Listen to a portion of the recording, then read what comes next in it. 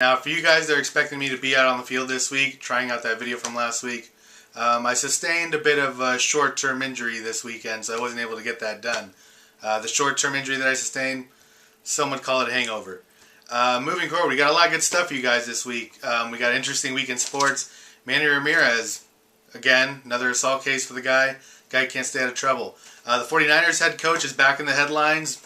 Some call it a positive, some call it a negative. We'll take a look at that.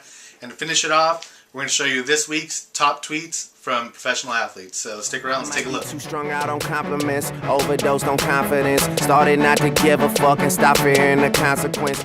So I guess it's just another case of Manny being Manny. I mean, on September 12th, Manny Ramirez was arrested for assaulting his wife in their own home in Tampa, Florida. He allegedly smacked her across the face, made her fall down. She hit her head on the headboard, sustained a couple injuries.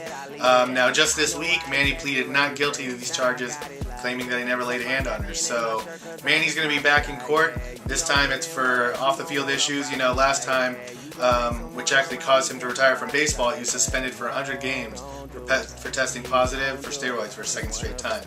Manny can't seem to stay out of trouble. Maybe you should take a note from Francisco Rodriguez, you know. At least he had the balls to hit the girl's dad in the face, not the girl herself. Step your game up, Manny. Be a man, huh? So the San Francisco 49ers are top news in the NFL yet again.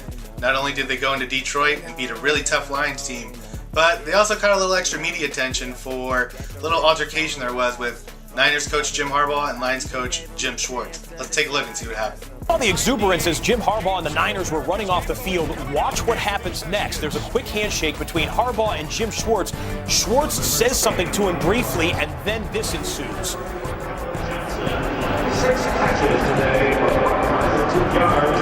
Jim Schwartz, you can see in the white top and the gray pants there, yelling and screaming back at Harbaugh's direction. Harbaugh's in the middle of that somewhere. The Lions and Niners then go toe-to-toe. You're going to see some people putting their helmets back on their heads as if a fight is going to break out. Some people trying to get in there and break. So there's been a lot of mixed reaction to what happened here. I mean, obviously, Jim Harbaugh came off the sideline excited. I mean, 49ers in a spot that they haven't been in a really long time, winning a very big football game in Detroit. You know, Schwartz was just there to shake his hand.